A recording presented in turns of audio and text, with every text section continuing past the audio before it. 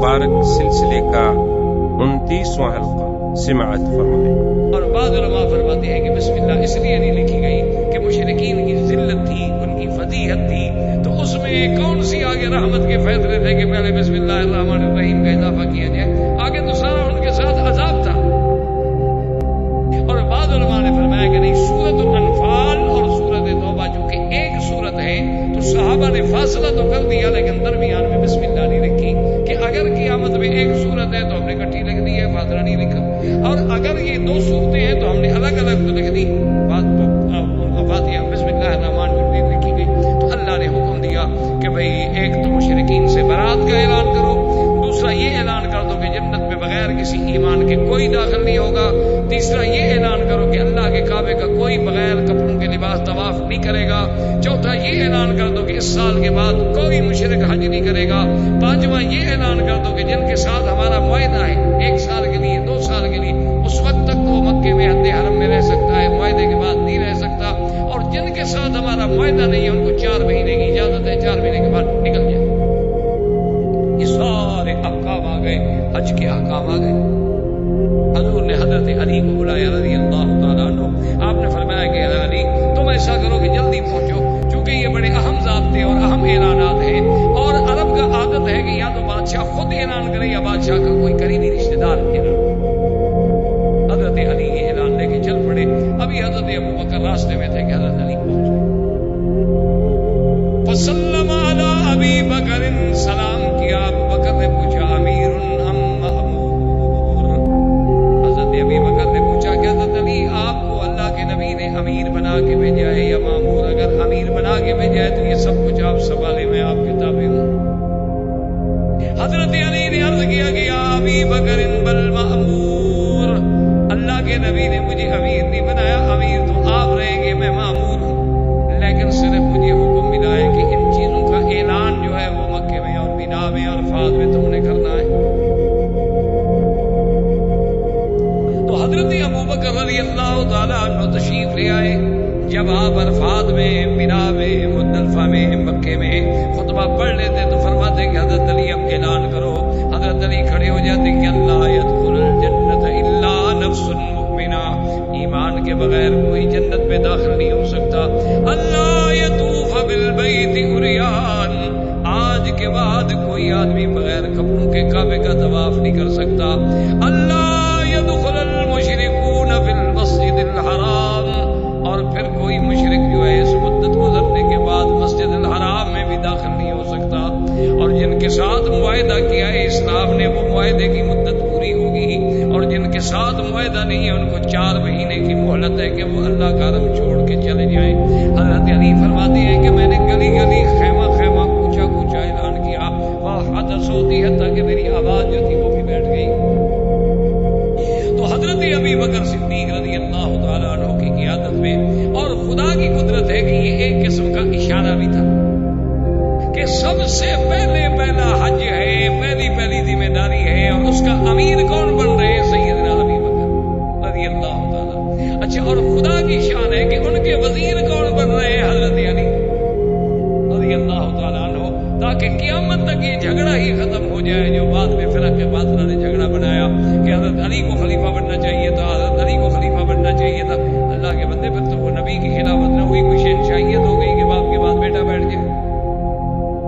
ये तो अल्लाह के यहाँ नबूवत है, नबूवत है, नबूवत की खिलाफत है। उसमें तो ये जरूरी नहीं होता कि बेटा हो। अगर ये तकर्रुब ही देखना था, फिर सबसे ज्यादा हकदार तो बीवी फातिमा थी जो हुजूर सल्लल्लाहु अलैहि वसल्लम की बेटी थी। तो इसलिए अल्लाह तबारक व तआला की हर चीज में हिकमत है। उस साल हुजूर सल्लल्लाहु अलैहि वसल्लम बिजात ही तशरीफ न ले गए। हजरत अबू बकर सिद्दीक रज़ियल्लाहु ताला अन्हु वापस आ गए, और बड़े बड़े कबाइल जो थे वो इस्लाम में दाखिल होने लग गए। जिंदगी बाकी तो बात बाकी। अस्सलामु अलैकुम व रहमतुल्लाहि व बरकातुहू। बिरादरान इस्लाम, वाजिबुल एहतराम बुजुर्गों, दोस्तों, भाइयों, अजीज नौजवानों, सिलसिला सीरतुन नबी सल्लल्लाहु अलैहि वसल्लम के दुरूस में अल्हम्दुलिल्लाह कि इब्तदाए आफरीन से लेकर हमने तकरीबन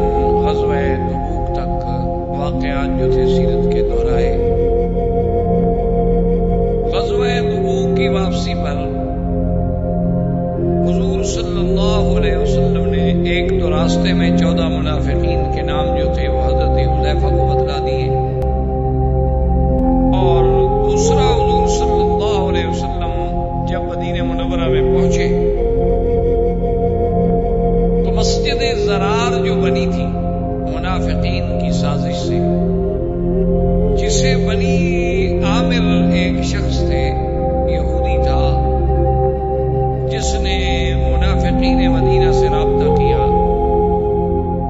کہ اب مسلمانوں کی قوت سے براہ راست کھل کر ٹکر لینا جو ہے وہ بہت مشکل ہے۔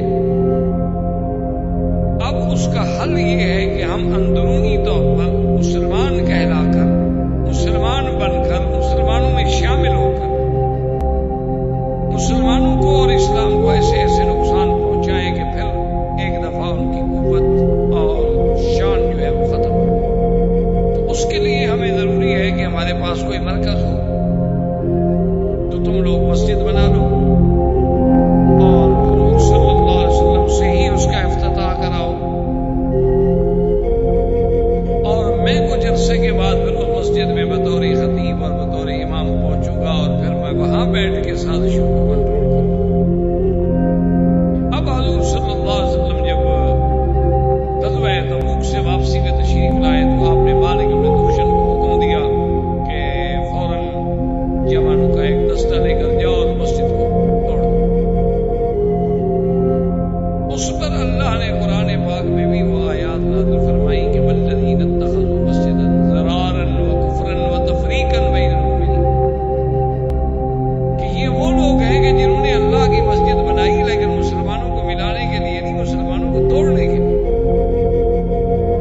ورنہ اللہ نے جو مساجد بنائی ہے ان کا مقصد یہ ہے کہ 5 دفعہ آدمی ایک دوسرے سے جڑ جائے، ہفتے میں پورے محلے کے لوگ جو ہیں جمعہ والے دن جڑ جائیں، اور پورا علاقہ جو ہے وہ عید کے دن پہ جڑ جائے، تاکہ مسلمان ایک دوسرے کے احوال سے باخبر رہیں، ایک دوسرے کے دکھ سکھ میں شریک رہیں، ان میں اجتماعیت پیدا ہو، ان میں اتحاد و اتفاق پیدا ہو، اور 5 دفعہ دن میں ان کو ایک مقام پہ اکٹھا کیا جائے۔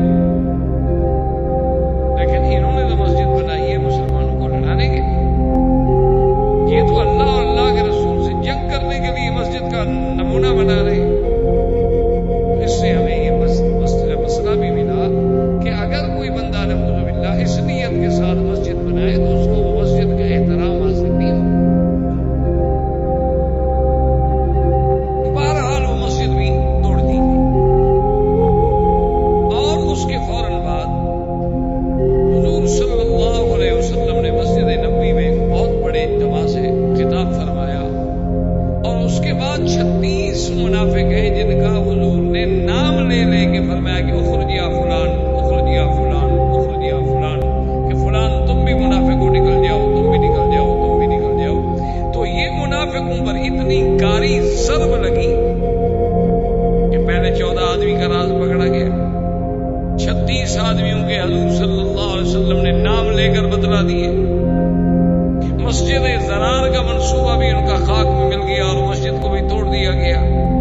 تو یہ ایک ایسی ضرب تھی منافقین پر کہ یہود تو پہلے نکل چکے تھے مدینہ منورہ سے، اب جو ان کے بچے کچے منافقین تھے ان کی بھی کمر ہمیشہ کے لیے ٹوٹ گئی، اور اسی غم کے صدمے آ کر عبداللہ ابن ابی جو منافقوں کا سردار تھا وہ بھی مر گیا۔ انہوں نے کہا اب کیا جینا، اور یہ عبداللہ ابن ابی ابن سلول وہ ہے کہ جس کو سرکار دو جہاں صلی اللہ علیہ وسلم جانتے تھے، اور یہ سب سے بڑا یعنی یوں سمجھے کہ منافقین کا جو ہے وہ سردار تھا، اور یہی وہ آدمی تھا جس نے سیدہ عائشہ رضی اللہ تعالیٰ عنہ پہ تہمت لگائی، یعنی یہ سب سے بڑا خبیث تھا۔ لیکن جب آپ کو اس کی بیماری کی اطلاع ملی تو حضور عیادت کے لیے بھی تشریف لے گئے، اور حضور نے فرمایا جب یہ مر جائے تو مجھے اطلاع دو۔ آپ نے اپنا قمیص مبارک بھی دیا اور کہا اس کا جنازہ بھی میں پڑھوں گا۔ اس کے بیٹے سے کہا کہ میرے اس قمیص میں اس کو کفن دے دو۔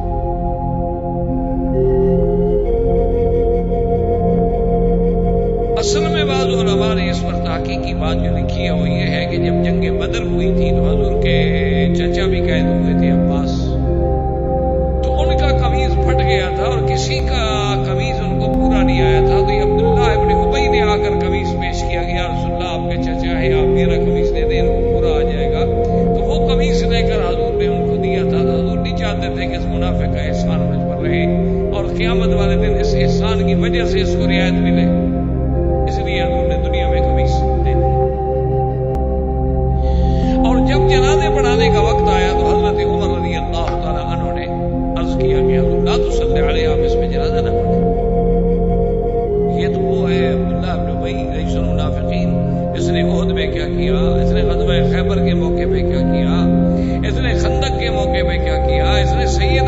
کہ عف کے مسئلے میں کیا کیا، آپ اس کا جنازہ پڑھا رہے ہیں، اور اللہ نے فرما دیا ہے کہ آپ ان کے لیے اگر 70 دفعہ بھی بخشش مانگے تو اللہ ان کو معاف نہیں کریں گے۔ حضور نے فرمایا ہو سکتا ہے عمر میں 70 سے بھی زیادہ مانگ لوں۔ بہرحال حضور نے جنازہ پڑھا دیا۔ جنازے پڑھانے کے بعد اللہ نے قرآن میں یہ حکم نازل کر دیا کہ وَلَا تُصَلِّ عَلَىٰ أَحَدٍ مِّنْهُمْ مَاتَ أَبَدًا، کہ میرے نبی آئندہ ان کے مرنے پر کسی منافق کے میت پہ نہ جنازہ نہ پڑھائیں۔ وَلَا تَقُمْ عَلَىٰ قَبْرِهِ، نہ اس کی قبر پہ جائیں۔ إِنَّهُمْ كَفَرُوا بِاللَّهِ وَرَسُولِهِ، یہ تو اللہ کے بھی دشمن، اللہ کے رسول کے بھی دشمن۔ تو حضرت عمر رضی اللہ تعالیٰ عنہ کی رائے جو تھی وہ قبول ہو گئی۔ تو یہاں سے علماء نے مسئلہ نکالا کہ آدمی چاہے حضور پاک کا قمیض جو حضور کے بدن مبارک کو لگا ہو، اس سے شان والا کپڑا دنیا میں کون سا ہو سکتا ہے؟ لیکن اگر اس میں بھی کفن ملے اور آدمی بے ایمان ہو تو کوئی فائدہ نہیں ہے۔ اسی لیے جیسے کوئی غلاف کعبہ لے جائے، کوئی لکھا ہوا آیت الکرسی کی چادریں ڈال دے، کوئی فائدہ نہیں دیتی جب تک کہ اندر ایمان اور عمل صالح نہ ہو۔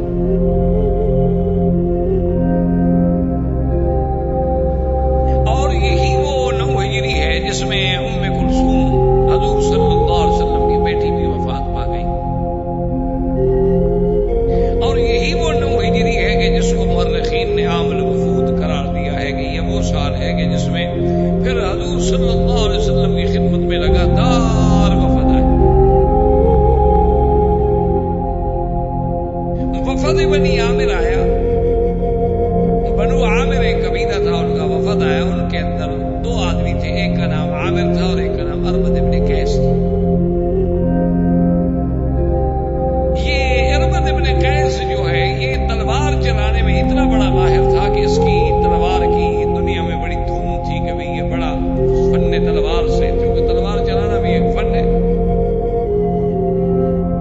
لکڑی چلانا بھی ایک فن ہے، بندوق چلانا بھی ایک فن ہے۔ آج کل تو خیر دنیا ہی بدل گئی نا، آج کل تو وہ جنگیں ہی نہ رہی، آج کل تو جدید جنگیں ہیں، جدید ٹیکنالوجی ہے، ریموٹ کنٹرول پہ آپ ایک بٹن دبائیں اور دوسروں کا ملک دفاع کرتے ہیں۔ آج کل تو کوئی نہ بہادر ہے نہ بزدل ہے، آج کل تو جدید وسائل و آلات کی جس کے پاس فراہمی ہے وہ طاقتور ہے اور نہیں ہے تو کمزور ہے۔ لیکن اس دور میں نیزہ بازی، تیر اندازی، تلوار چلانا، لکڑی چلانا، ایسے کشتی کرنا، یہ چیزیں بڑی فن سمجھا جاتا تھا۔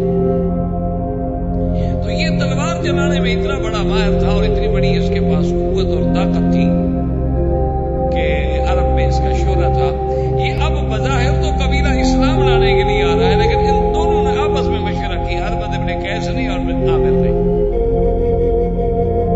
انہوں نے آپس میں مشورہ کیا۔ عامر نے کہا کہ اگر میں ملاقات کے دوران حضور صلی اللہ علیہ وسلم کو باتوں میں مشغول کر دوں اور حضور کی توجہ جو ہے وہ میری طرف ہو جائے، تم تلوار سے حملہ کر دینا۔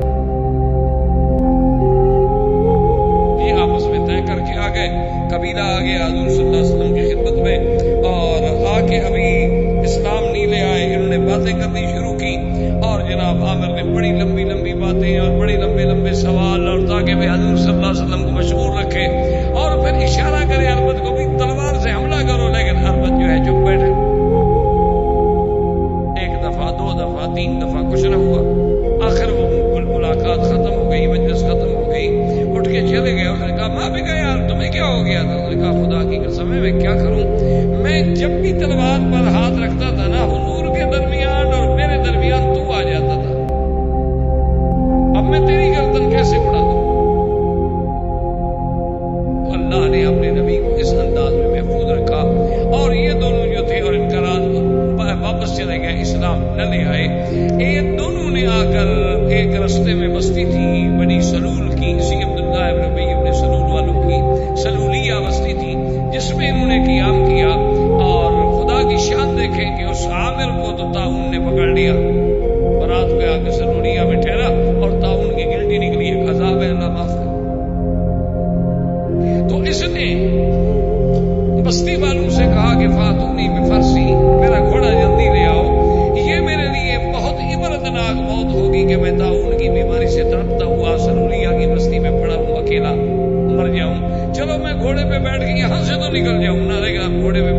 ہوتا تھا گراور گیا. اور یہ عامر کی موت اس طرح آئی. اب اربد جو ہے وہ جناب بستی سے نکلا اور گھوڑے کو بگایا کہ کہیں مجھے بھی طاعون نہ پکڑ لے, میں بھی طاعون کی بیماری میں مبتلا نہ ہو جاؤں. آسمان سے بجلی گری اور اس کو جلا کے اسی وقت خاکستر کر گیا, وہ بھی مر گیا.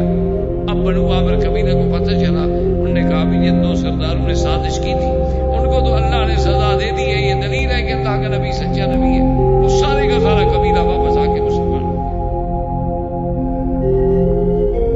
ان کے بعد وفد آیا بنو قیس کا, بہت بڑا معروف قبیلہ تھا. ان میں ایک ان کے سردار تھے احنف ابن قیس. جب یہ قبیلہ مدینہ منورہ میں پہنچا تو قبیلے والے تو جناب فوراً دوڑے سیدھے حضور کی خدمت. جینا یا رسول اللہ, جینا یا رسول اللہ, اسلمنا یا رسول اللہ, سلام اور اسلام اور ساری باتیں اسلام لے آئے. لیکن احنف ابن قیس جو تھے وہ مدینہ منورہ میں اپنے ایک دوست کے مکان پہ گئے, وہاں جا کے سامان اتارا, وہاں جا کے اپنا غسل فرمایا, کپڑے تبدیل کیے, خوشبو لگائی اور تیار ہو کر حضور کی خدمت میں حاضر ہوئے. حضور بہت خوش ہوئے. حضور نے فرمایا ھذا رجل فیہ العلم والانا, کہ یہ بندہ ہے جس کے اندر علم ہے, حوصلہ ہے, صبر ہے. انہوں نے کہا اصول اسی لیے علماء نے یہ بھی مسئلہ نکالا ہے کہ جب آپ مدینہ منورہ جائیں تو جلدی نہ کریں, بلکہ آپ نے جہاں ٹھہرنا ہے وہاں جائیں, سامان رکھیں, اطمینان کے ساتھ غسل کریں, اپنا لباس بدلیں, بدن میں کپڑوں میں خوشبو لگائیں اور انتہائی ادب اور احترام کے ساتھ حضور صلی اللہ علیہ وسلم کے روضہ مبارک پہ حاضر ہوں, کیونکہ یہ طریقہ حضور کو بڑا پسند.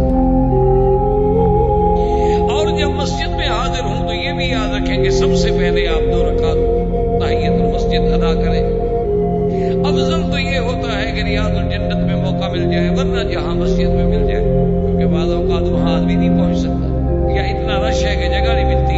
چونکہ اللہ کا حق جو ہے وہ نبی کے حق میں مقدم ہوتا ہے.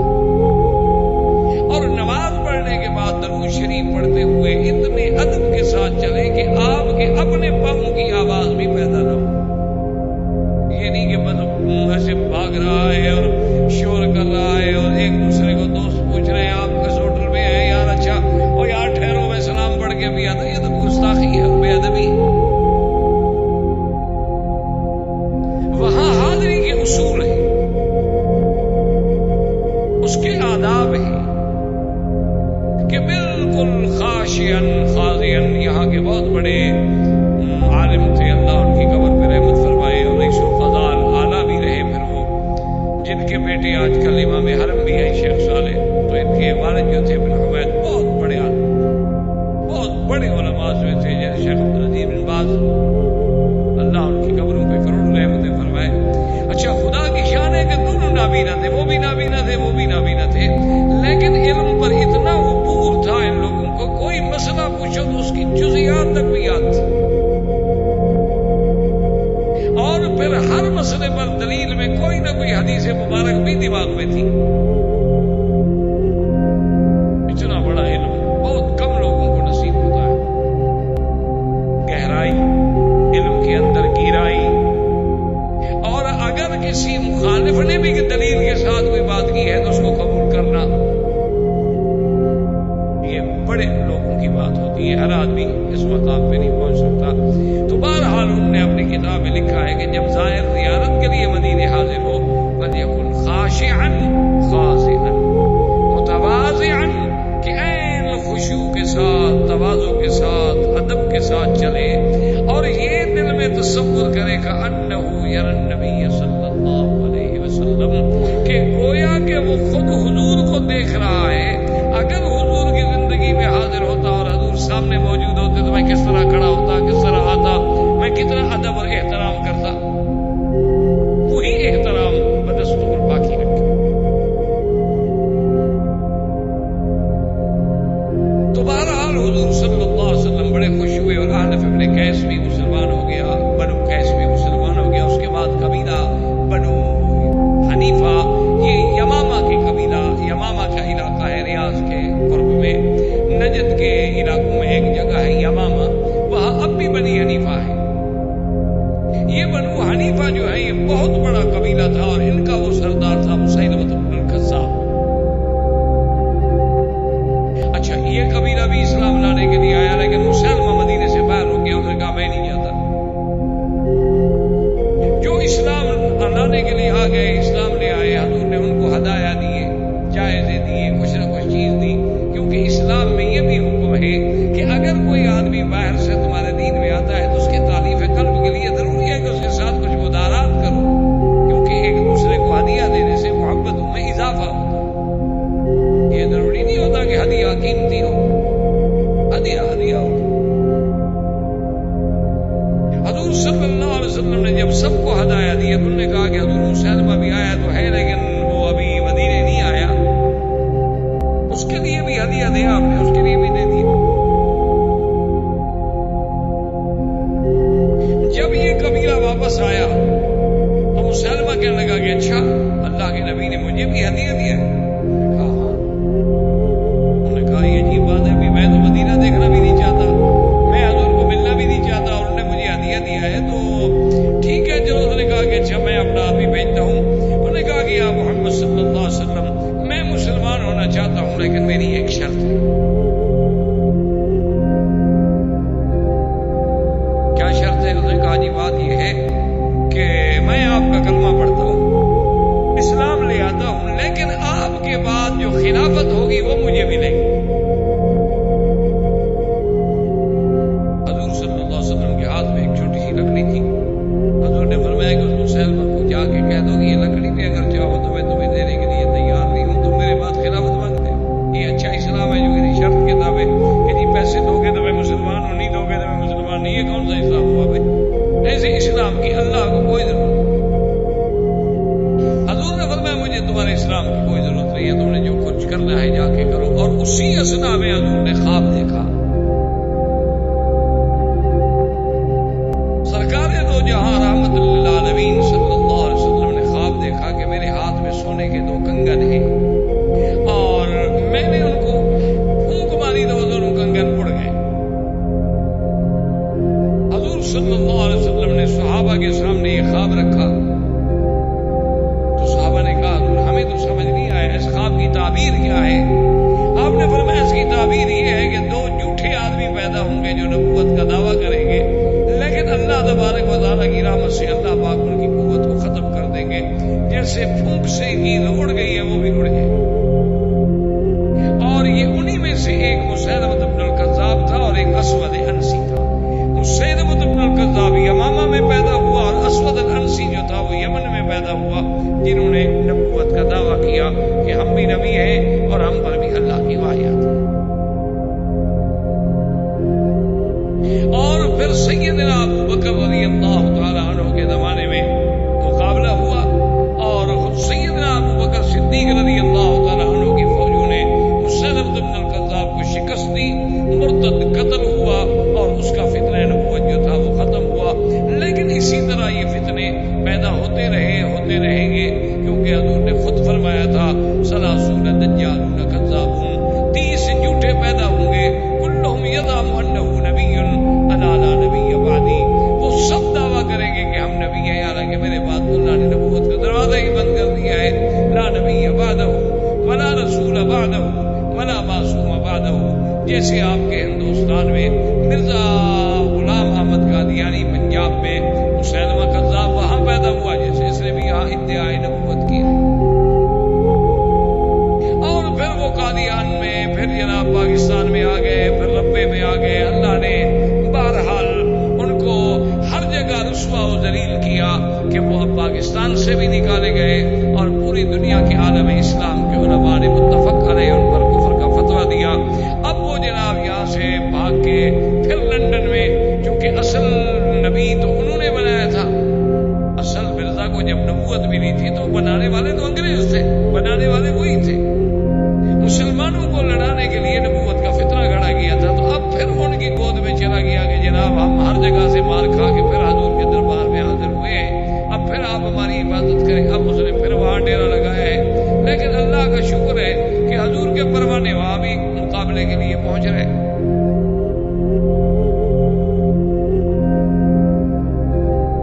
اور اس سے حقیقت ہے، ابھی ہم جاتے ہیں نا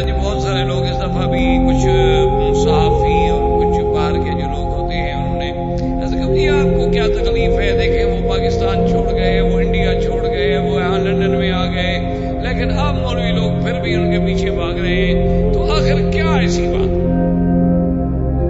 ایسے سوالات ہمارے پڑھے لکھے لوگوں کو بھی بڑا پریشان کرتے ہیں کہ پتہ نہیں مولوی پاگل ہو گیا. جب تمہارے ملک سے نکل گیا جان چھوٹ گئی. اصل بات میرے عزیز یہ نہیں ہوتی. اصل بات یہ ہے کہ وہ باہر رہ کر بھی مسلمانوں کو گمراہ کر رہے ہیں.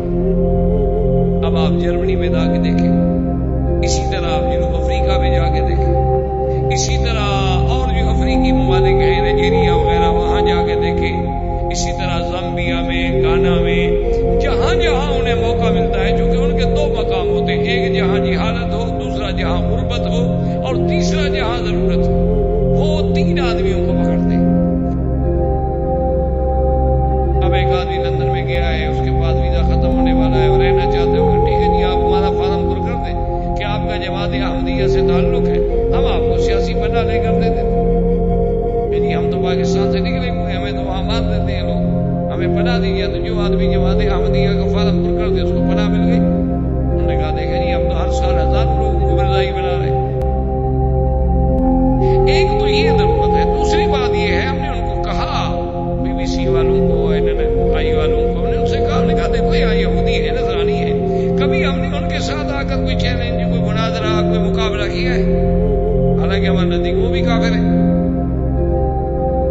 لیکن یہودی اپنے آپ کو یہودی کہتا ہے, نصرانی اپنے آپ کو نصرانی کہتا ہے, سکھ اپنے آپ کو سکھ کہتا ہے, ہندو اپنے آپ کو ہندو کہتا ہے, لیکن یہ بدبخت اپنے آپ کو مسلمان کہتا ہے. مشکل یہ ہے,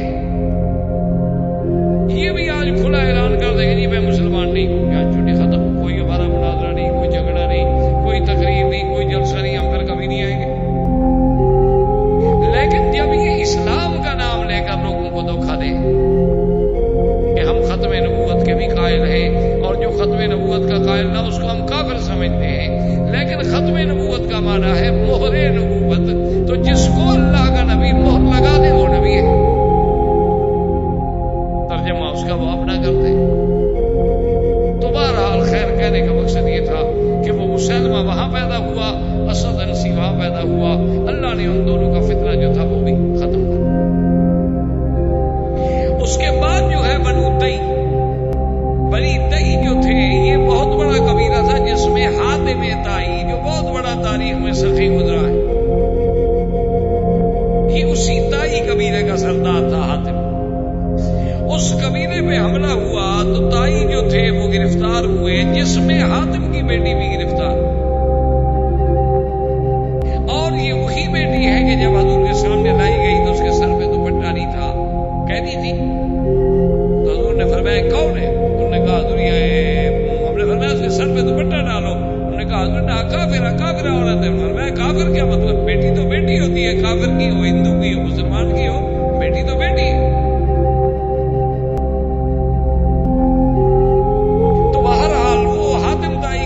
گرفتار ہوئی, اور حضور کے راستے میں جب حضور مسجد جاتے نا تو راستے میں ہی وہ لڑکی بیٹھی ہوتی. جب حضور گزرتے وہ کھڑی ہو جاتی, حضور میری بات سنیں. بتاؤ کیا بات؟ اس نے کہا ماتا ابھی وغاب الوافد, میرا ابا بھی مر گیا, میرا بھائی بھی غائب ہو گیا, مجھے بتائے میں قید میں اکیلی عورت ہوں, آخر ایک میں سخی باپ کی بیٹی ہوں, مہربانی کر کے مجھے رہائی دی جائے. ایک دن, 2 دن, تیسرے دن حضور نے فرمایا رہائی. اس نے کہا کہ حضور اگر میرا بھائی, آپ نے فرمایا تمہارا بھائی اللہ اور اللہ کے رسول کا نام سن کے فرار ہو گیا, بھاگ گیا, اللہ اور اللہ کے رسول سے فرار ہونا چاہتا ہے, اس کو نہیں. ہاں اللہ تمہارا بھائی خود آئے اسلام کے لیے تو پھر ہم اس کو بنا دیں.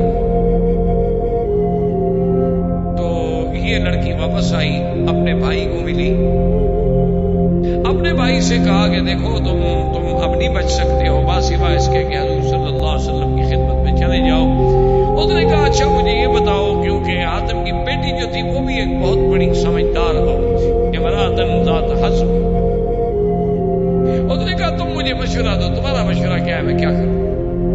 اس نے کہا علی دیکھو بات سنو, محمد الرسول اللہ صلی اللہ علیہ وسلم یا تو اللہ کے نبی ہیں یا پھر بادشاہ ہیں, ان دو میں سے تو خالی نہیں ہے, کیونکہ اب سارے جزیرہ تو فتح ہو گیا.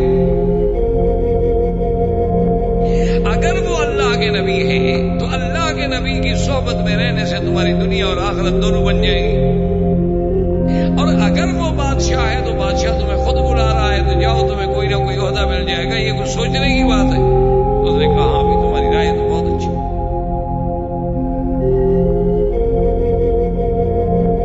عدی آیا مدینہ منورہ میں، حضور صلی اللہ علیہ وسلم نے بڑا احترام کیا.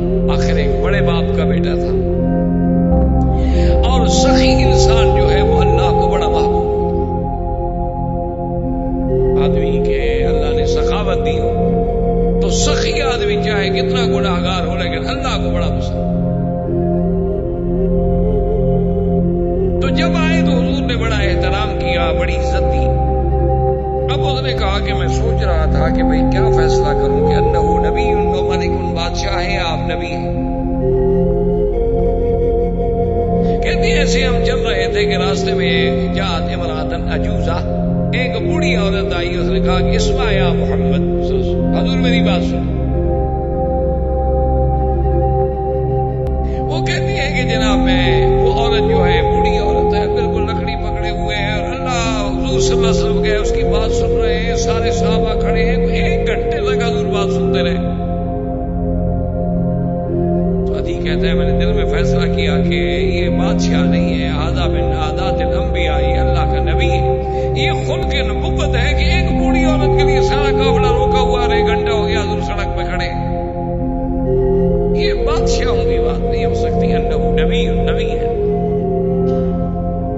کہتی ہے کہ پھر جب ہم پہنچ گئے مدینے میں، حضور مجھے اپنے گھر میں لے گئے. تو میں نے گھر میں دیکھا کہ حضور صلی اللہ علیہ وسلم کے ایک چٹائی بچھی ہوئی ہے اور ایک چمڑے کا سرانہ پڑا ہے. تو مجھے وہاں بھی اندازہ ہوا کہ انہو نبی لیس ملک، یہ بادشاہ نہیں، بادشاہوں کے گھر ایسے نہیں ہوتے. حضور صلی اللہ علیہ وسلم نے وہ سرانہ مجھے دیا، کہا کہ یہ سرانہ لے لو اور اس پر بیٹھ جاؤ، تم مہمان ہو. تو میں نے کہا کہ نہیں یا رسول اللہ آپ اس سرانے پہ بیٹھے. حضور نے فرمایا آپ اس سرانے پہ بیٹھے. میں نے کہا نہیں حضور آپ کے سامنے میں کیسے سرانے پہ بیٹھوں. حضور نے فرمایا میں حکم دے رہا ہوں، تم مہمان ہو. تو کہتے ہیں کہ مجھے حضور نے سرانہ دے دیا، میں سرانے کے اوپر چڑھ کے بیٹھ گیا اور حضور نیچے مٹی پہ بیٹھ. تو میں نے کہا نبی من الانبیاء، یہ واقعی اللہ کے نبی ہیں، بادشاہ نہیں ہے. میں نے کہا اشہد ان لا الہ الا اللہ واشہد ان محمد رسول اللہ. حضور نے فرمایا عدی تمہیں پتہ ہے کہ تم اب بھی دین کسوری پر ہو. یہ دین کسوری جو تھا یہ یہودیت کے اور نصرانیت کے درمیان میں ایک نیا دین تھا. تو عدی کہتے ہیں میں تو حیران ہو گیا کہ بھئی اس بات کا پتہ تو میرے بیٹے کو بھی نہیں، میرے باپ کو بھی نہیں، میری بہن کو بھی نہیں. ہر کوئی مجھے سمجھتا تھا کہ میں نصرانی ہوں، حالانکہ میں نصرانی نہیں تھا، میں تو کسوری تھا. اور حضور نے فرمایا تم لوگوں سے مرباز بھی لیتے ہو، جزیہ بھی لیتے ہو، اور حالانکہ تمہاری اس دین کسوری میں تو لینا حرام ہے. یہ جگہ ٹیکس جو لوگوں سے تم وصول کرتے ہو. عدی کہتا ہے واللہ میں حیران ہو گیا کہ وہ چیزیں جس کا علم میرے سوا، میری بیوی کو نہیں، میرے بچے کو نہیں، میری اولاد کو نہیں، ان کو کیسے پتا ہے. مجھے یقین ہو گیا کہ اللہ کے نبی ہے اور ان کو اللہ کے وحی کے ذریعے خبر دی ہے، اور تو کوئی ذریعہ ہو ہی نہیں سکتا. تو اسلام لے آئے. یہ وہی عدی ابن حاتم ہے جن کے بارے میں صحیح حدیثوں میں ذکر ہے کہ جب حضور نے یہ آیت پڑھی اتخذوا احبارهم ورهبانهم اربابا من دون اللہ، کہ عیسائی جو تھے ان لوگوں نے اپنے پیروں کو، اپنے مولویوں کو اللہ کے سوا رب بنا رکھا تھا.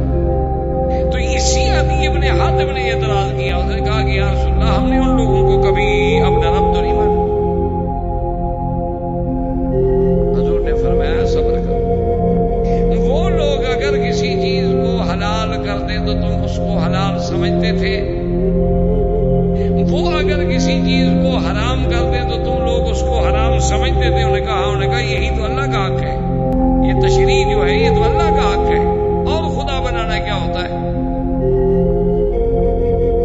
اس لیے ہمیشہ یاد رکھیں کہ خدا کا بنا یہ نہیں ہوتا کہ بس جس کے آگے نماز سجود رکوع کیا جائے، بلکہ جو احکام اللہ نے دیے ہیں اگر ان احکام کو نافذ کرنے والا یا بنانے والا ہم کسی دوسرے کو مان لیں تو گویا ہم اس کو بھی خدا مان رہے ہیں.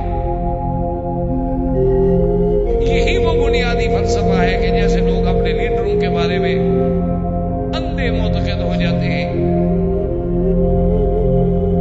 بہت بڑے بڑے مسلمان جو تھے بعض اوقات وہ کافر لیڈروں کے معتقد ہو گئے. بعض مسلمان جو تھے وہ مسلمان لیڈروں کے معتقد ہو گئے. اور بعض لوگ اپنے اس لیڈر کی محبت میں اتنے اندھے ہو جاتے ہیں کہ وہ نماز نہیں پڑھتا پیتا ہے وہ بھی پی رہے، وہ جیسا لباس پہن رہا ہے وہ بھی پہن رہے ہیں۔ تو اس لیے یہ جو والہانہ یہ بھی بت پرستی ہے۔ بت پرستی کا معنی یہ نہیں ہوتا کہ ایک بت کھڑا کر دو، اگر آپ بندے کو پوجتے ہیں تو یہ بھی بت پرستی ہے۔ اگر آپ کسی کی شخصیت کی پرستش کرتے ہیں تو وہ بھی بت پرستی ہے۔ اگر آپ اللہ اور اللہ کے رسول کے مقابلے پر ایک آپ کا قائد ہے، ایک آپ کا لیڈر ہے، آپ اس کی بات کو مان رہے ہیں، آپ لینن کو مان رہے ہیں، آپ ماؤ کو مان رہے ہیں، آپ جناب اسی طریقے سے کسی اور فلسفی کو مان رہے ہیں، آپ کارل مارکس کو مان رہے ہیں، آپ لارڈ میکالے کو قانون کو مان رہے ہیں، تو یہ اس سے بڑی بت پرستی کیا ہو سکتی ہے کہ مسلمان ہو کر اور غیر اللہ کے تشریع کو مانے؟ یہ تو سب سے بڑا کفر ہے۔ تو حضور صلی اللہ علیہ وسلم کے پاس بہرحال بنو تیم بھی مسلمان ہو گئے۔ اس کے بعد ایک قبیلہ تھا بنو بجیلہ، جن کے آدمی تھے جن کا نام تھا عبداللہ ابن جریر البجلی، اور یہ آدمی ایسا تھا اللہ نے اس کو ایسی شخصیت دی تھی کہ دور سے کوئی دیکھے تو معلوم ہوتا تھا کہ بادشاہ وقت آ رہا۔ اور حضور پاک نے اس کے آنے سے پہلے صحابہ سے کہا کہ يدخل من هذا الباب رجل، اس دروازے سے ابھی کچھ دیر بعد ایک بندہ داخل ہوگا جس کے چہرے پر ایسا دمکن ہے جیسے بادشاہوں کے چہرے پر ہوتی ہے، اور اس میں بڑا حلم ہے، حوصلہ۔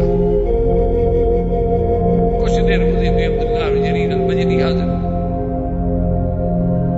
اور انہوں نے جب سنا کہ تمہارے آنے سے پہلے حضور یہ کہہ رہے تھے فاسلم، اس نے بھی فوراً کلمہ پڑھا۔ اسی طریقے سے ایک قبیلہ تھا جن کا سردار تھا زمام ابن ثعلبہ،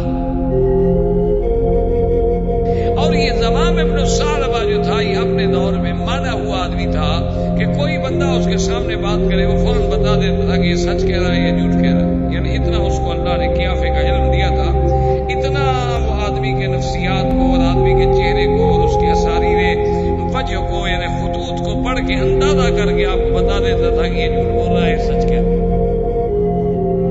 ایسے بڑے لوگ پیدا ہوئے۔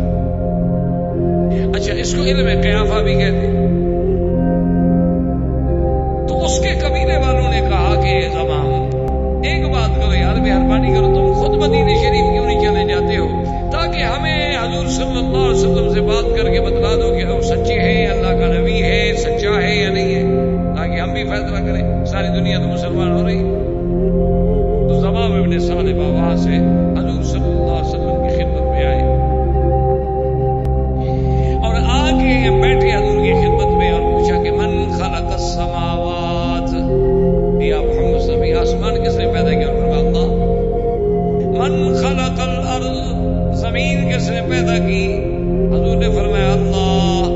نے کہا من نصب الجبال، ان پہاڑوں کو زمین پہ کس نے جمایا؟ حضور نے فرمایا اللہ۔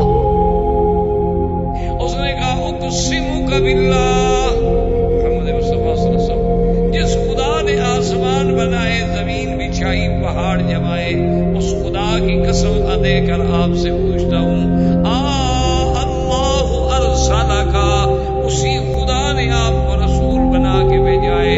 حضور نے فرمایا نعم بالکل۔ واشهد اشهد ان لا الہ الا اللہ واشهد ان محمد رسول اللہ۔ اس نے کہا حضور میں فوراً مسلمان۔ اس لیے یعنی مقصد ہے کہ اللہ تبارک تعالیٰ اسی طرح کہتی ہے کہ ایک اعرابی حضور کی خدمت میں جنگل کا رہنے والا بدو آیا، کہنے لگا اقسمک بالذی خلق السماوات السبع، میں اس ذات کی قسم دیتا ہوں آپ کو جس نے آسمان پیدا کیے، جس نے زمین پیدا کی، جس نے پہاڑ پیدا کیے، آپ مجھے بتائیں ایسی چیز مجھے بتائیں جو مجھے جنت میں داخل کر دے۔ حضور پاک صلی اللہ علیہ وسلم نے فرمایا کہ عقیدہ اپنا درست کر لو، اللہ کے ساتھ شریک نہ کرو، کبائر گناہوں سے بچ جاؤ، اللہ کے فرائض جو ہے جیسے 5 نمازیں ہیں، رمضان کے روزے ہیں، زکوٰۃ ہے، اگر پیسہ ہو، سیرت ہو، طاقت ہو تو حج ہے، اللہ کے فرائض پورے کرو۔ کہنے لگا واللہ لا ازیدہ ولا انقص، کہنے لگا محمد عربی صلی اللہ علیہ وسلم آپ نے جو کچھ بتلا دیا ہے اس میں میں نہ زیادہ کروں گا نہ تھوڑا کروں اس پہ میں ہمیشہ قائم رہوں گا. اور اس کے بعد چل پڑا. حضور نے فرمایا کہ دیکھو اس صحابی کو اس نے جو کچھ کہا ہے, اگر اس نے سچ کہا ہے تو اللہ کی جنت اس کے لیے لازم ہو گئی. اسی لیے بعض لوگ جو ہے نا سنت نفل نہیں پڑھتے, وہ کہتے ہیں صحابی نے بھی کہا ہے میں یہی پڑھوں گا, اس میں نہ زیادہ کروں گا نہ کم کروں گا. حالانکہ یہ بات ٹھیک نہیں ہے. وہ صحابی کا اپنا ایک اجتہاد تھا, ایک رائے تھی. یہ معنی نہیں ہے کہ بھی سنت اور نوافل اگر ایسی بات ہے تو اللہ کے نبی بھی نہ پڑھتے, تو اللہ تبارک و تعالیٰ کے نبی بھی سنت اور نوافل نہ پڑھتے. اب ہم نے حضور کی اتباع و اقتداء کرنی ہے, کسی ایک صحابی کی اتباع تو نہیں کرنی. صحابی کی اتباع ہم کیوں کرتے ہیں کہ وہ اتباع کرتے ہیں محمد صلی اللہ علیہ وعلا آلہ واصحابہ وسلم تسلیما کثیرا کثیرا. تو بہرحال یہ تمام ابن سالمہ بھی مسلمان ہو گیا, بنو حنیفہ بھی مسلمان ہو گئے, بنو عامر بھی مسلمان ہو گئے, بنو قیس بھی مسلمان ہو گئے. اسی لیے اس سنہ کو 9 ہجری کو کہا گیا عام الوفود. یہ وہ سال ہے کہ جس میں وفد کے وفد دھڑا دھڑ آ رہے ہیں اور اسلام لا رہے. اب اللہ نے قرآن نازل کیا, اذا جاء نصر اللہ والفتح ورأيت الناس يدخلون في دين الله أفواجا فسبح بحمد ربك واستغفره إنه كان توابا. اللہ نے فرمایا جب آ گئی اللہ کی مدد, آ گئی فتح اور داخل ہوئے دین میں فوجوں کی فوجیں. جب یہ آیت اتری تو حضرت ابن عباس رونے لگ گئے. صحابہ نے پوچھا کیا بات ہے؟ انہوں نے کہا اس آیت میں اشارہ ہے کہ حضور کی وفات قریب آ گئی, کیوں دین پورا ہو گیا. اب تھوڑا سا پیچھے جا کے اپنے نظروں کو دہرائیں کہ صلح حدیبیہ پر جب حضور نے صلح کی تھی اور اللہ نے فرمایا تھا انا فتحنا لک فتحا مبینا, اللہ نے اس کو فتح مبین قرار دیا تھا صلح حدیبیہ کو. وجہ کیا تھی کہ صلح حدیبیہ میں صرف 1400 آدمی کا لشکر تھا, لیکن 2 سال کے بعد 4500 کا لشکر تھا. اور غزوہ حنین اور غزوہ مکہ کے موقع پر 10,000 کا لشکر تھا. اور اب جناب 10 ہجری میں جب حضور نے حج کا اعلان کیا تو 1 لاکھ کا لشکر حج میں تیار ہوا. یہ دروازہ کھل گیا نا فتح مبین. اسلام نے ایسے تو نہیں کہہ دیا فتح مبین. فتح مانا ہوتا ہے کھولنا, یعنی حضور کے آگے اسلام کے آگے جو رکاوٹیں تھیں وہ کھل گئی. اللہ نے ایسی فتوحات دی. اب حضور نے اعلان فرمایا کہ جس شخص نے حج کرنا ہے وہ حج میں چلے. اب 1 لاکھ انسانوں کا قافلہ حج میں چل رہا ہے.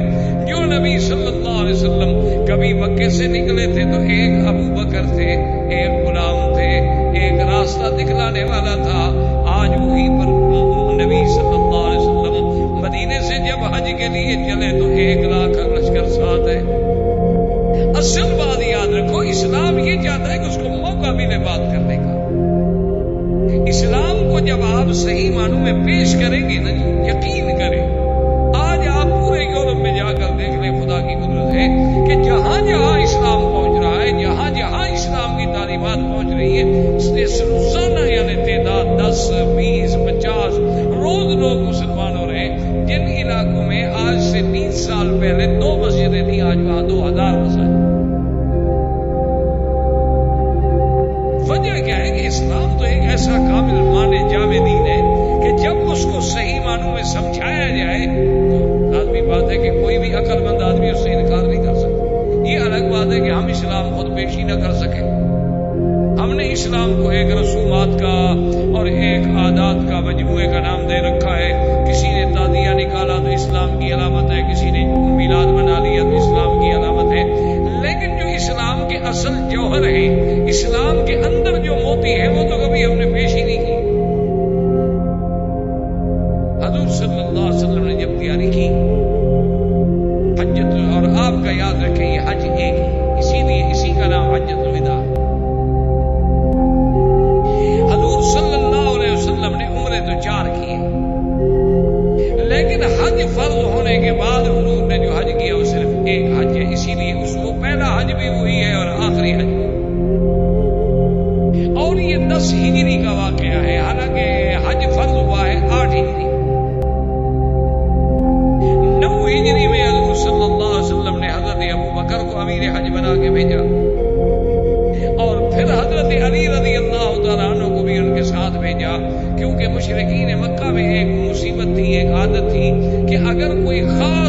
آرڈر جاری کیا جائے تو یا بادشاہ خود وہ آرڈر نافذ کرے یا اس کا کوئی قریبی رشتہ دار نافذ کرے.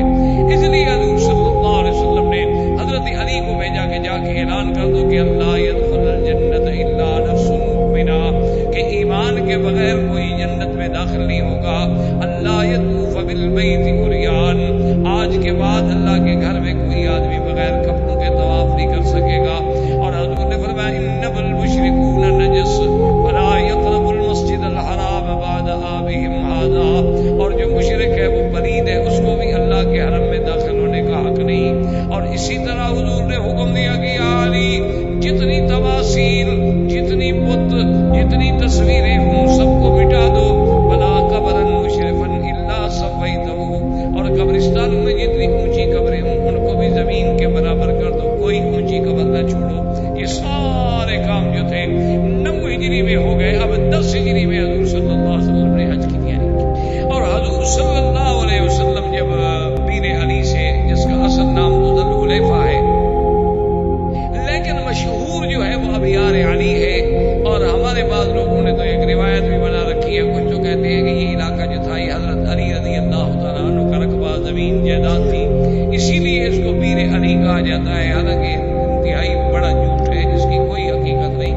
حضرت علی کے پاس تو بی بی فاطمہ کے ساتھ شادی کرنے کے لیے پیسے نہیں تھے، اتنی بڑی جگیریں کہاں سے آ گئی تھی. حضرت علی تو غریب آدمی تھے، وہ تو سب کچھ مکہ میں لٹا گئے. سیدنا علی رضی اللہ تعالیٰ عنہ تو بیٹھے ہوئے مسجد نبوی میں رو رہے تھے. حضرت عثمان گزرے تو انہوں نے کہا کیا بات ہے، کیوں رو رہے ہو؟ انہوں نے کہا ہمارے میں نے 2 اونٹ پالے تھے کہ بھئی لکڑیاں لاؤں گا، بیچوں گا، اور پیسے اکٹھے ہوں گے تو بی بی فاطمہ سے میری شادی پہ خرچ ہوگا. حضرت حمزہ نے 2 اونٹ میرے ذمہ کر دیے.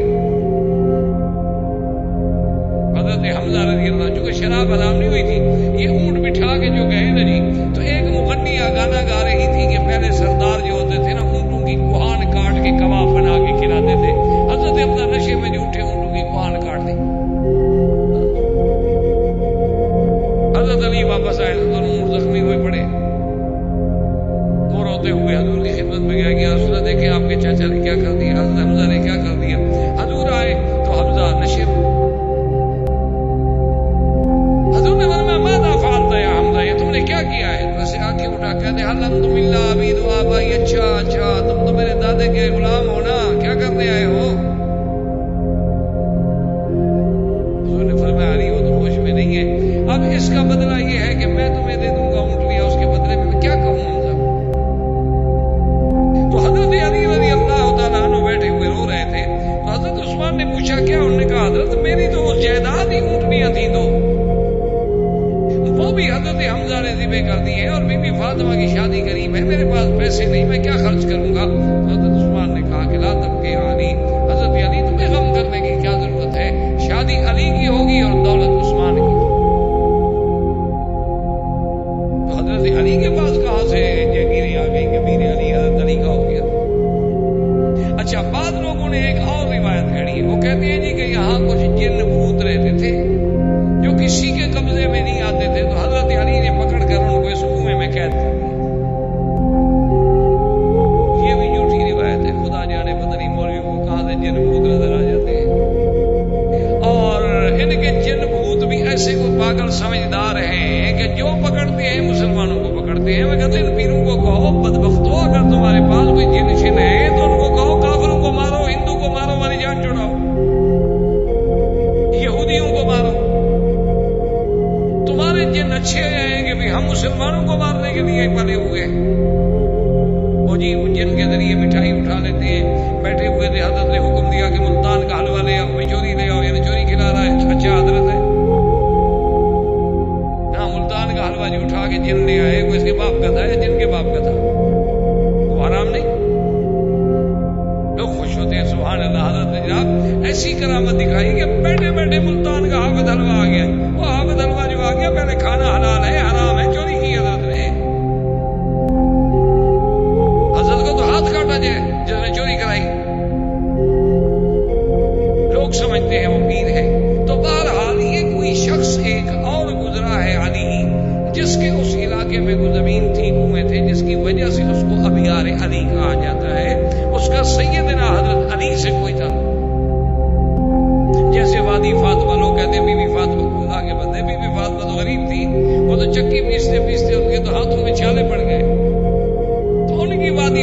کہاں سے آ گئی؟ یہ جموم کے قریب جو وادی فاطمہ ہے، لوگ کہتے ہیں بی بی فاطمہ کی وادی ہے، نعوذ باللہ۔ یہ سارے لوگوں نے خود گھڑے ہوئے ہیں قصے، جہاں جو نام فٹ آتا ہے نا جی، قوم بڑی استاد ہے، 1 منٹ میں لگا دیتی ہے کہ چلو بھائی اس کو بی بی فاطمہ کے ساتھ لگا دو، اس کو حضرت علی کے ساتھ لگا دو۔ تو حضور صلی اللہ علیہ وسلم جب وہاں تشریف لائے تو آپ نے وہاں سے جو حج کی نیت کی تو وہ حج قران تھا۔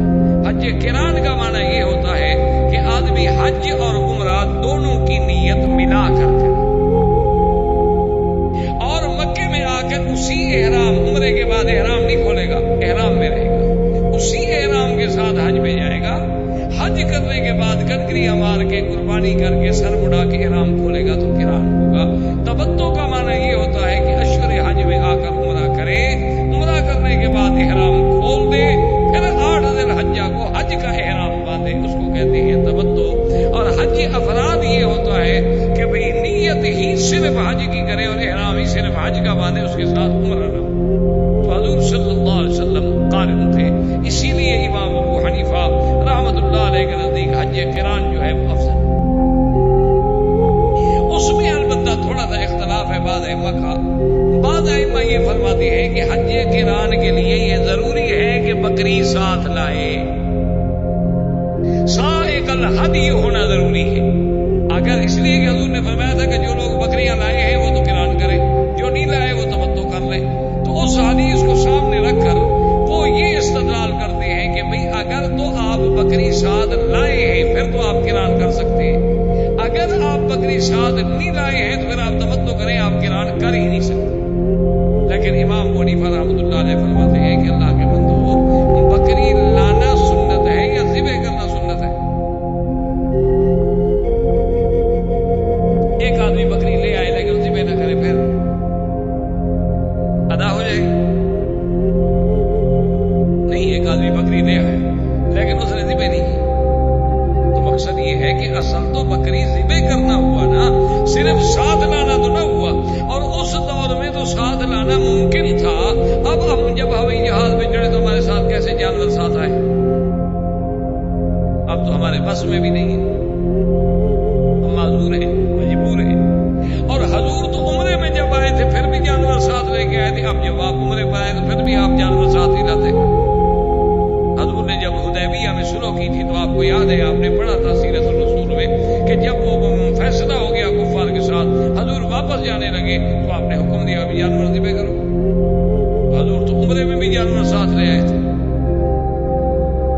بہرحال جمیع ائمہ الحق والہدی ہیں، اللہ سب پر اپنی کروڑ رحمتیں نازل فرمائے۔ حضور صلی اللہ علیہ وسلم قارن تھے، اور جب مکے میں پہنچے تو حضرت علی رضی اللہ تعالیٰ عنہ یمن سے آئے۔ حضرت علی رضی اللہ تعالیٰ عنہ جب یمن سے پہنچی حضور کی خدمت میں، حضور نے فرمایا کہ علی تم نے کیا احرام باندھا بھائی، قران کا، تمتع کا یا افراد کا؟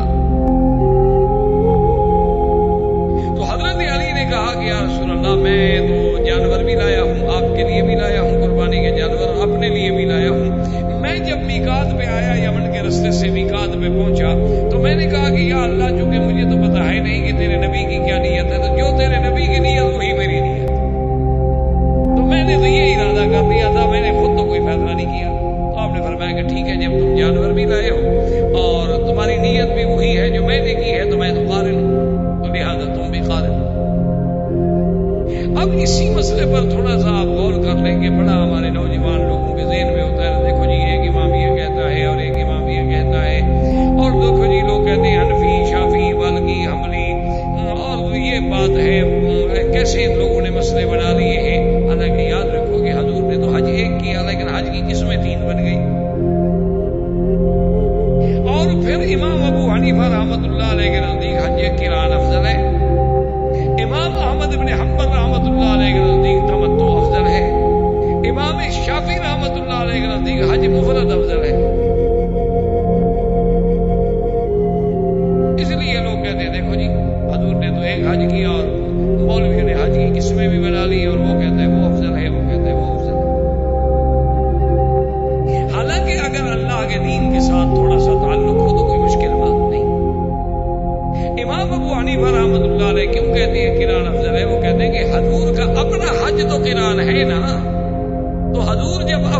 ہیں تو حضور کا ایک ہی حج ہے، اللہ ان سے افضل حج کروائیں گے، تو لازم بات ہے کہ قران افضل۔ حضور نے فرمایا مکے میں آنے کے بعد صحابہ سے کہ بھئی جن لوگوں کے پاس قربانی کا جانور نہ ہو عمرہ کر کے احرام کھول دے۔ صحابہ نے آگے عرض کیا، انہوں نے کہا یا رسول اللہ 4 ذی الحج ہے اور 8 ذی الحج کو ہم نے مینا جانا ہے، یوم الترویہ، اگر ہم احرام کھول دیں گے تو لازمی بات ہے کہ انسان کی توجہ پھر بیوی کی طرف ہوتی ہے، خواہشات کی طرف ہوتی ہے، تو یہ حضور نے فرمایا کیا کر رہے ہو؟ اگر مجھے پتا ہوتا تو میں بھی جانور ساتھ نہ لے آتا، تو میں بھی تمتع کرتا، اور اگر اللہ نے مجھے پھر نصیب کیا تو میں بھی تمتع کروں گا۔ تو امام احمد بن حنبل فرماتے ہیں کہ جب حضور زبردستی تمتع کروا رہے اور حضور کی تمنا ہے کہ لولا سقت الہدیہ، اگر میں بھی جانور ساتھ نہ لاتا میں بھی تمتع کرتا تو تمتع افضل ہے۔ اب حج کی دوسری قسم بھی نکل گئی اور امام احمد بن حنبل کی افضل کہنے کی دلیل بھی بن گئی کہ حضور جو فرما دے۔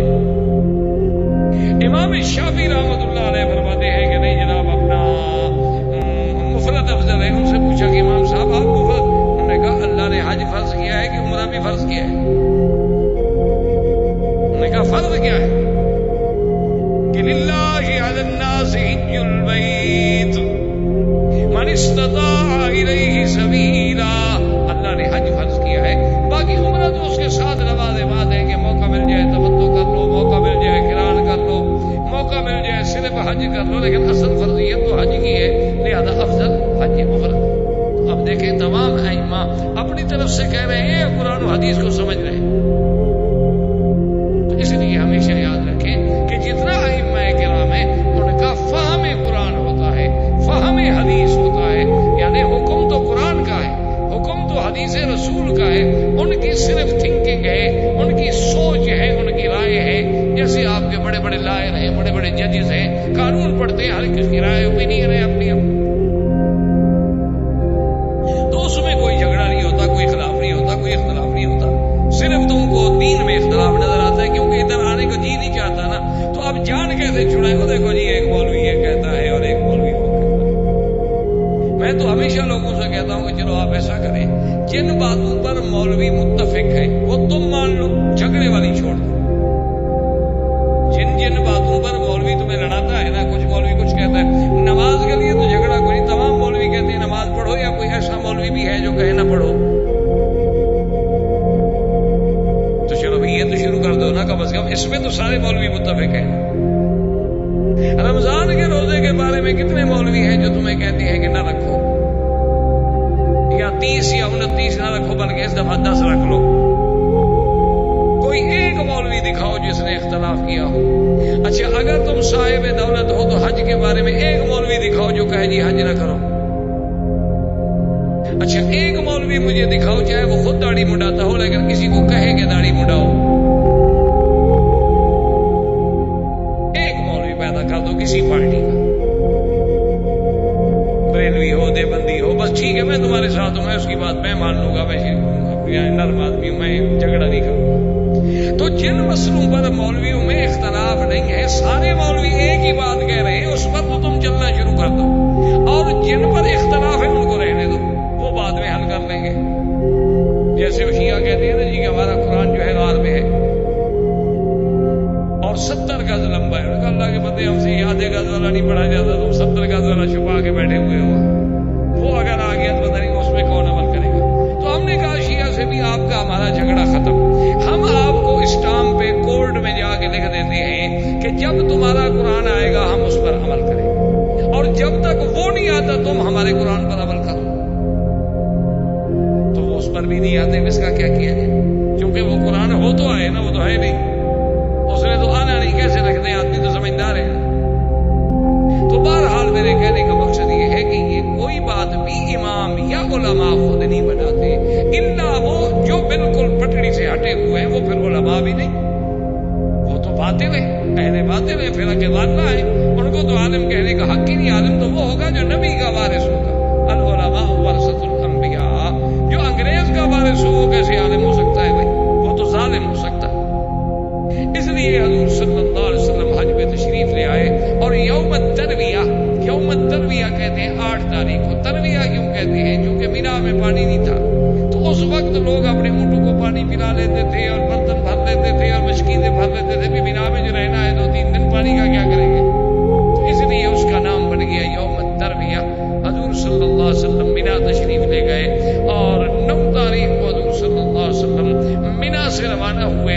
تو اب سارے مکے والے بھی صحابہ بھی حیران تھے, پریشان تھے کہ دیکھیں اب کیا ہوتا ہے. چونکہ قریش مکہ جو تھے وہ مزدلفہ میں ٹھہر جاتے تھے, وہ عرفات نہیں جاتے تھے. کیوں؟ انہوں نے اپنا ایک مسئلہ خود نکال لیا. انہوں نے کہا کہ نحن اہل الحرم. انہوں نے کہا بھی ہم تو حرم کے مجاور ہیں, حرم کے لوگ ہیں, ہم مزدلفہ سے آگے جائیں گے تو حرم سے نکل گئے نا, عرفات تو حرم سے باہر ہے نا, لہٰذا ہم حج کریں گے اور کریں گے حرم کے اندر, بس ہم تو آگے جاتے نہیں. اب جیسے ہمارے بلوچوں نے کوئٹہ میں مسئلہ حل کر دیا ہے, وہاں ایک جبل مراد ہے, ایک ذکری پارٹی ہے, وہ کہتی ہے جی مکے مدینے جانے کی ضرورت ہی نہیں, یہی جبل مراد پہ آ جاؤ اور یہی حج کر لیتے. اور کچھ لوگ پیدا ہوئے ہیں ماشاءاللہ, وہ کہتے ہیں ہم جنت میں بھی نہیں جاتے. چلو وہ کہتے ہیں جی ہم جنت میں بھی, اللہ کے بندے جنت میں کیوں نہیں جاتے؟ وہ کہتے ہیں ہمیں کافی ہے بغداد کی گلیاں, ہمیں جنت جانے کی ضرورت ہی نہیں, ہمیں تو بغداد میں بھی جانا چاہیے. میں نے کہا ایسا ذرا دیر کرو, صدام کے بعد جانا. ایسا نہ ہو کہ جنت تو ملے سو ملے, وہ یہاں پہنچائے گا نا تمہیں, ہونا جہنم ہوگی اور برزخ میں لٹکتے رہو گے. اللہ کے بندے کوئی عقل کی بات ہے, جو دماغ میں آ جائے کہہ دی.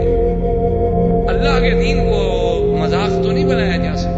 حضور صلی اللہ, اس لیے قریش نے بھی اپنا ایک مسئلہ بنا لیا. انہوں نے کہا نحن اہل الحرم فلا نخرج من الحرم, ہم حرم سے نہیں نکلتے, ہمارا حج مزدلفہ میں ہو جائے گا. حضور صلی اللہ علیہ وسلم سیدھے عرفات گئے. سمجھ آ گیا کہ نہیں حج عرفات میں ہوگا, اسی لیے حضور نے فرمایا تھا الحج عرفہ, حج تو عرفات کی حاضری کا نام. اگر کوئی مزدلفہ میں رہے, اگر کوئی حرم میں رہے تو اس کا حج ادا نہیں ہوگا جب تک کہ وہ عرفات میں نہ. حضور صلی اللہ علیہ وسلم نے اسی عرفات کے میدان میں وہ عظیم خطبہ جو خطبہ حجۃ الوداع, یہ وہی خطبہ ہے جس کو ساری دنیا نے لیا ہے. مانتے نہیں ہیں اقوام متحدہ آپ کا اور سلامتی کونسل آپ کی اور جناب ہیومن رائٹس والے اور انسانی حقوق والے اور تنظیمیں جتنی دنیا میں ہیں, یہ آپ کے جتنے فرانسیسی انقلاب آئے, یہ ماؤ کا انقلاب, یہ سب انہوں نے اصل کیا تھا وہ خطبہ ہے محمد الرسول. ان سب کا اصل چارٹر جو ہے وہ یہ ہے, وہ خطبہ جو حضور نے حجۃ الوداع میں پڑھا. فرق صرف اتنا ہے کہ دشمن نام نہیں بتلاتا, نام نہیں لیتا کہ میں نے کہاں سے نہیں ہوگا, میری سوچ ہے. حضور صلی اللہ علیہ وسلم کا وہ خطبۃ الوداع جو ہے اتنا عظیم, اتنا جامع, اتنا معنی, اتنا کامل خطبہ ہے حضور صلی اللہ علیہ وسلم کا کہ ایسے خطبے کی پورے عالم میں مثال نہیں. جہاں جہاں حضور صلی اللہ علیہ وسلم نے خطبے میں بڑی باتیں فرمائی, وہاں عظمت خون مسلم. حضور نے فرمایا ای یوم ھذا, ای بلد ھذا, ای شہر ھذا. حضور نے فرمایا آج کون سا دن ہے حج یوم الوقوف, کون سا مہینہ ہے ذی الحجہ, کون سا شہر ہے مسجد الحرام مکہ المکرمہ. آپ نے فرمایا مسلمانوں سن لو, ان دماءکم و اموالکم, مسلمانوں کا خون, مسلمانوں کا مال, مسلمانوں کی عزت اسی طرح حرام ہے جیسے آج کے دن کی حرمت بلد الحرام کی حرمت اور شہر اللہ الحرام کی حرمت ہے. جیسے یہ 3 حرمتیں کبھی نہیں توڑی جا سکتی, مسلمان کی جان و مال کی بے آبروئی کبھی نہیں کی جا سکتی. حرمت عظمت اسلام اور عظمت خون مسلم. اور آج ہماری بدقسمتی ہے, کافروں کا کتا مر جائے تو پوچھنے والے ہیں, اور مسلمانوں کے خونوں کی ندیاں بہ جائیں تو کوئی رونے والا بھی نہیں.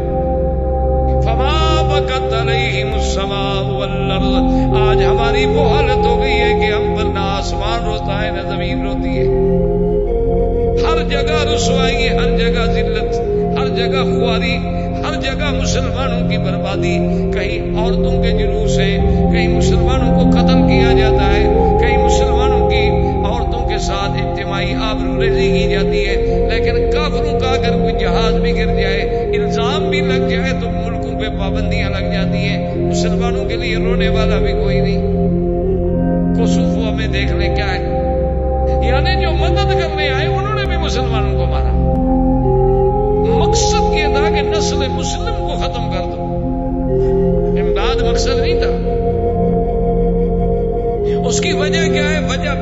آسان سی ہے جو علامہ نے کہی، وہ معزز سے زمانے میں مسلمان ہو کر، اور ہم خوار ہیں آج تارک قرآن ہو کر۔